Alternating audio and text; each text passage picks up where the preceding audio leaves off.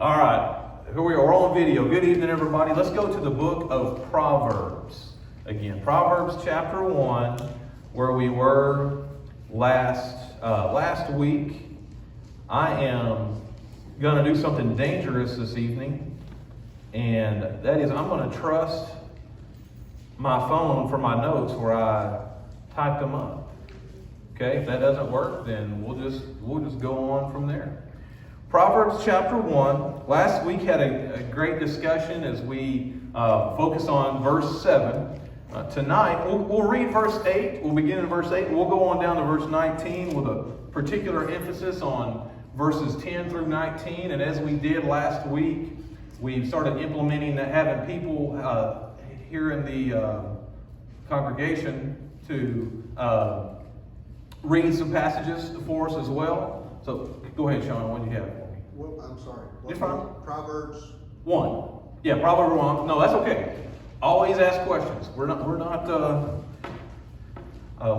my mom or the Woodies or whoever's watching this video, they know we're just regular folks here, so that's good. Proverbs chapter 1, and we'll begin reading in verse 8. All right, the Bible says this: "Hear, my son, your father's instruction, and forsake not your mother's teaching. For they are a graceful garland for your head, and pendants for your neck." Now, we could pause right there, couldn't we? Listen to your parents, right? Verse 10, "My son, if sinners entice you, do not consent. If they say, 'Come with us,' let us lie in wait for blood. Let us ambush the innocent without reason. Like Sheol, let us swallow them alive, and whole, like those who go down to the pit. We shall find all precious goods. We shall fill our houses with plunder. Throw in your lot among us. We will all have one purse. My son, do not walk in the way with them. Hold back your foot from their paths. For their feet run to evil, and they make haste to shed blood. For in vain is a net spread in the sight of any bird. But these men lie in wait for their own blood. They set an ambush for their own lives. Such are the ways of everyone who is greedy for unjust gain. It takes away the life of its possessors." Okay, we'll pause reading right there for tonight, and we'll begin with the first section is fatherly warning concerning evil companions. Now, I know this evening I'm looking at the most spiritual of the spiritual in Parker County, right? Okay, nobody agreed with that statement. But I'll just confess to you, once when I was a kid, I had a very, and y'all have heard this story, I had a very direct command from my dad not to ride with a certain kid in his brand new Pontiac Firebird. In the mid and late 90s, Pontiac reintroduced the Firebird, and one of my buddies got one. And I had a 1986 S10, which that doesn't seem fair to me, but I'm not bitter about it or anything like that. But he had a brand new Firebird. He's a good kid. He wasn't a troublemaker, and my dad liked him a lot. He just didn't trust his driving in that souped-up vehicle, right? Well, one night, this buddy of mine called me, and his girlfriend and my girlfriend played on the basketball team, and they were playing down out of town in Atlanta, Texas, okay, deep in the piney woods, the Atlanta Rapids. And so he said, "Man, let's go down there." And I said, "Absolutely, let's go." Well, he didn't want to take my S10, shocker. And so we got in the Firebird, and I hadn't forgotten. I knew it was wrong, and I'm not proud of this either. But we went down to the game. And this kid, I'm not lying to you, he was told by the car dealership on that engine in that Firebird, he needed to drive at 1,000 or 1,500 miles, something like that, and not go above 55 miles an hour. It needed to kind of warm up a little bit. He followed that to a T, okay? So we actually were driving probably slower than we would have been had we been in my 1986 S10. But we went to Atlanta, a little over an hour away, watched the ball game, came home. Absolute zero incident, zero shenanigans other than me disobeying what my dad had told me not to do. And the next day, went to school, everything's fine. After school, my dad calls me, which was not unusual, but he just called me and He said, hey, did you go to the ball game last night? And I was like, are you kidding me? I did. He said, did you ride with so-and-so that you're not supposed to ride with? I said, yes, sir, I did. And he was lenient on me, and I assured him it would never happen again. And it didn't happen again. But after he had talked to me for a few minutes, I said, okay, I'm 100% in the wrong, but I'm just curious, how did you even know? And he said, well, I drink coffee with, bankers, with the superintendent, with the sheriff, with, just named all these folks. And I think it was one of the insurance guys saw me at the ball game and just mentioned in passing that he saw me there with so-and-so, and well, I got in trouble. Okay. A direct command, and I just, at 100%, there was no gray area. I just did it anyway. Okay.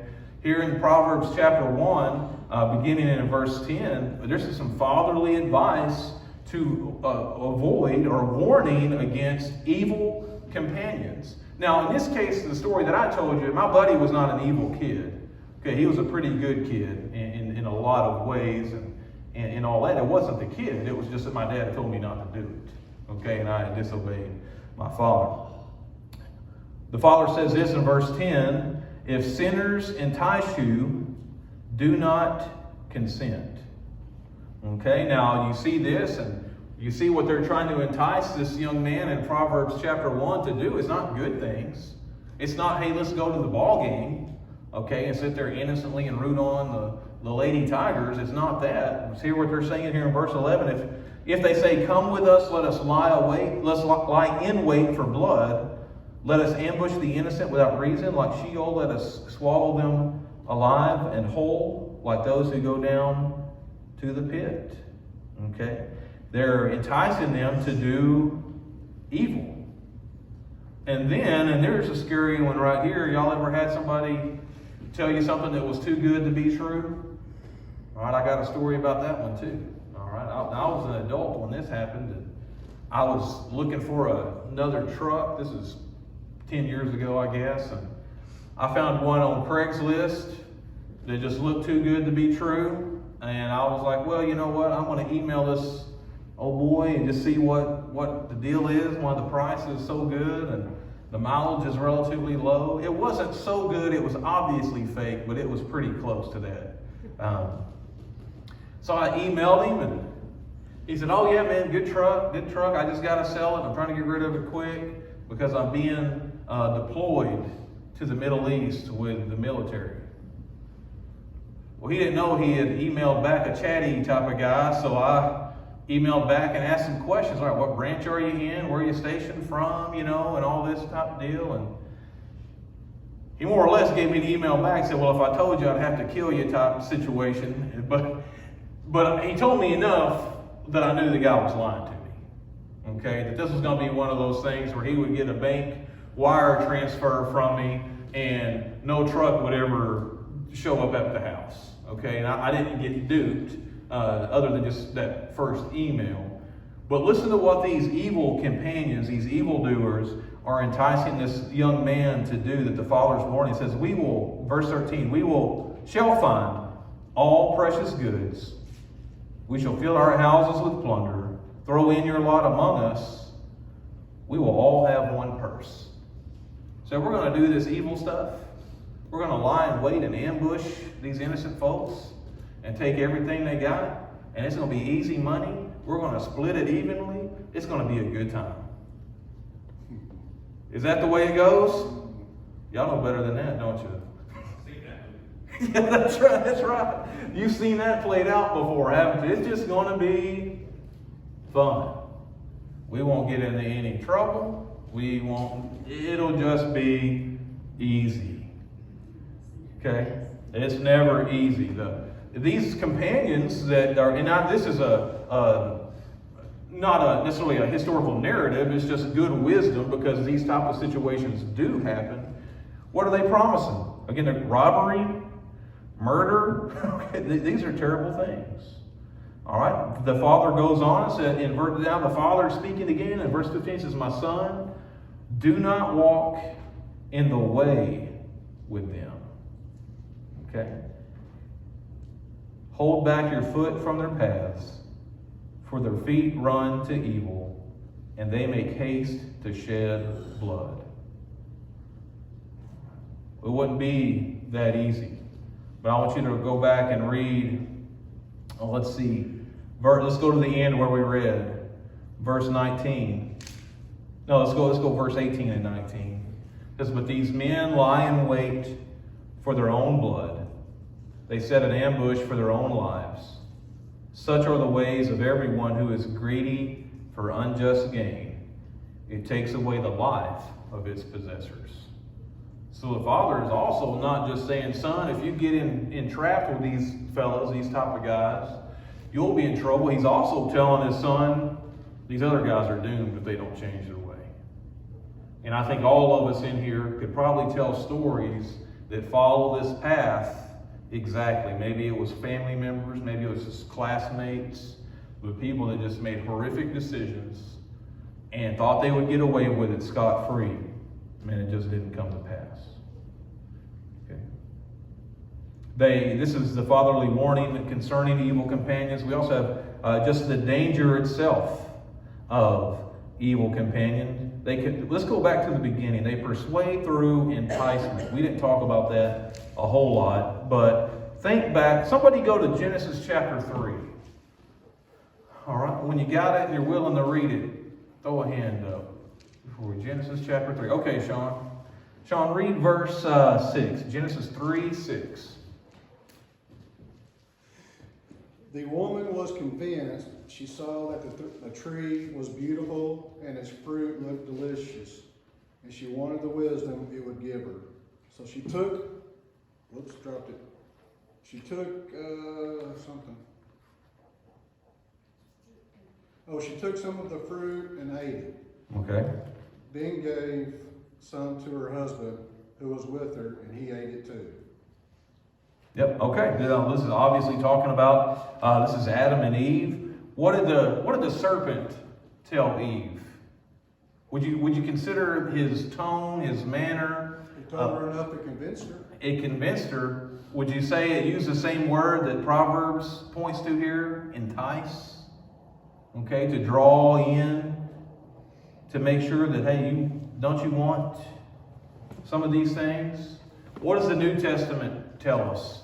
I heard a man years ago preach a sermon, and of all the sermons I've ever heard in my life, and even preached quite a few at this point in my life, I don't remember a whole lot of my own outlines in particular, or sermon titles in particular. But I heard a guy at a youth conference one time, or a local youth revival, not a conference. He preached on the devil's playbook. And here's what he said the devil's playbook was, and this is straight out of the New Testament. It says, the lust of the flesh. Didn't the serpent tell Eve, hey, this is good for food? This will be good to eat? Okay? Lust of the flesh. How about lust of the eyes? It was pleasant to the eyes. Okay, that fruit that was there in the garden.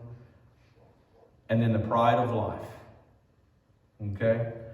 The serpent said it would if you eat this. What did God tell them would happen if they ate of the fruit? You'll what? Surely die. You'll surely die. What did Satan say? You won't die. Lust of the flesh, lust of the eyes, and the pride of life. Okay, so Adam and Eve falter there. Okay? We go back to these evil friends. We talked about this some at the beginning, but they will offer easy gains such as wealth without work. Okay? Typically doesn't happen. All right, wealth without work. If you listen to Dave Ramsey or just familiar with him, and now he's not inerrant, okay? He's just a man, but he's got some good ideas. But he'll tell you, and he gives a percentage, and I don't remember it off the top of my head, but the attitude that everybody that's a millionaire or a multimillionaire, well, they all inherited it. It's really a pretty small percentage of people that inherited that much money. Okay, it's a very small percentage. So when those friends say wealth without work, not happening. They also offered this son in Proverbs 1, pleasure without commitment. It'd be simple, it'd be easy.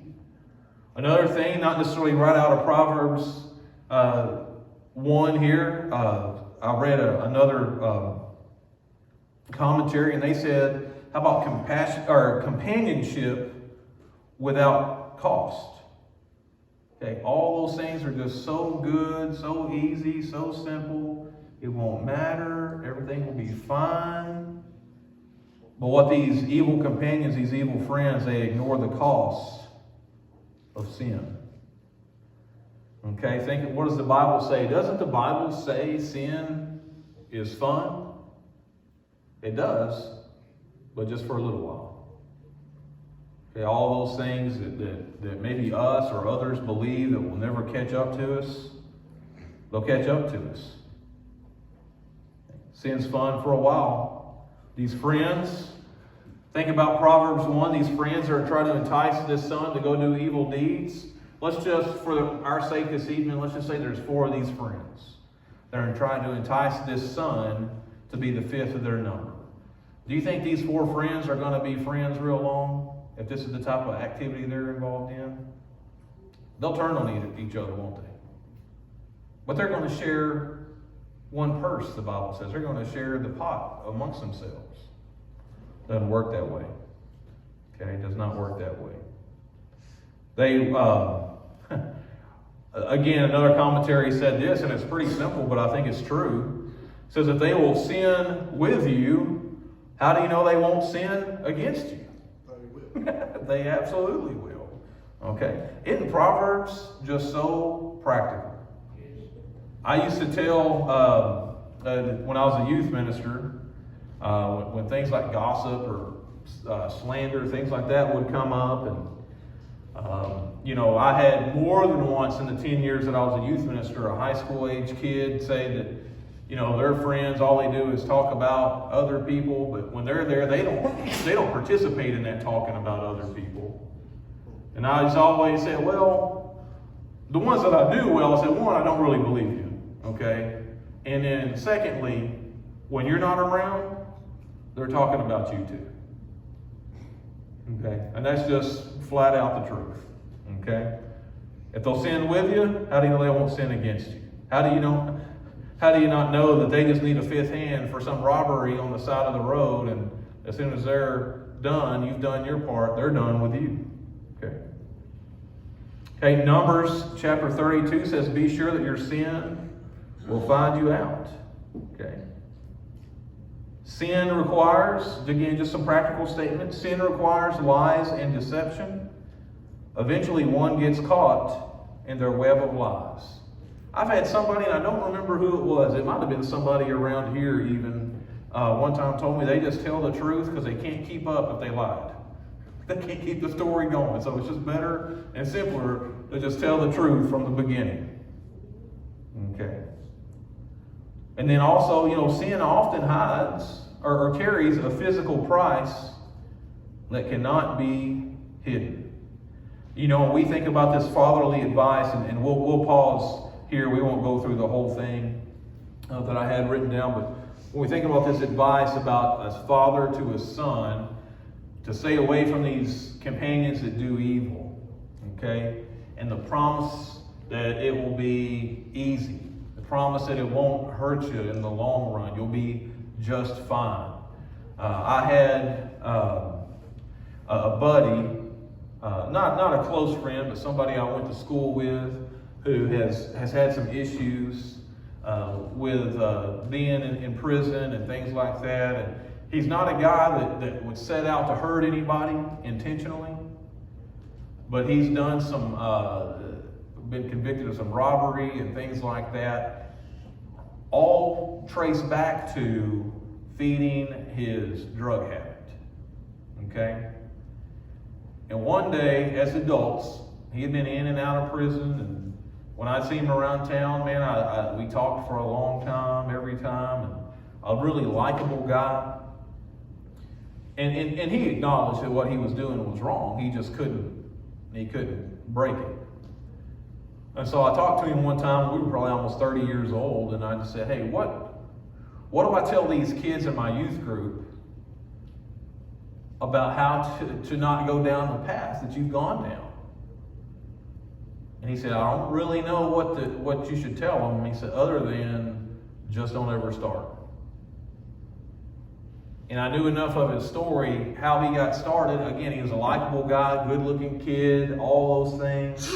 When we were young high school, maybe freshmen, but certainly no older than sophomores, some of the older guys took a liking to him and started inviting him to places and gatherings where things he shouldn't be doing were happening. And he thought it was cool to be there with the older guys and thought that they wouldn't accept him unless he participated in some of that stuff. And it was all a whole lot of fun. But now, and I hadn't talked to him in years, mainly because we hadn't lived in Mount Pleasant in years at this point, but when you're late 30s, or he might be 40 by now, I don't remember when his birthday is, to be going in and out of prison for stealing from people that you love, well, that's not funny anymore. And he's one that followed the enticement of those companions that were to do evil. So it is important for us, and I know I'm looking at people that are well-grounded and all of that, and this may not necessarily be for you personally, but we have influence around younger folks that are easily influenced. Okay, and it's important for us to, and it may not be cool, but you know what? There's too many people trying to be cool. We just need to be honest and direct with our young folks. Okay, and just tell them, hey, this is no way to go. All right, it is not fun. It's not funny, and it's tough. It's a harder life than if you just follow the simple ways of the Lord. Okay, it's a much more difficult life. Okay. Well, we might come back to some of this next week, but we'll certainly. My goal is to continue in Proverbs tonight. Let's have our prayer time. Yeah, go ahead, Sean. Thank you, sir. Or just Josiah.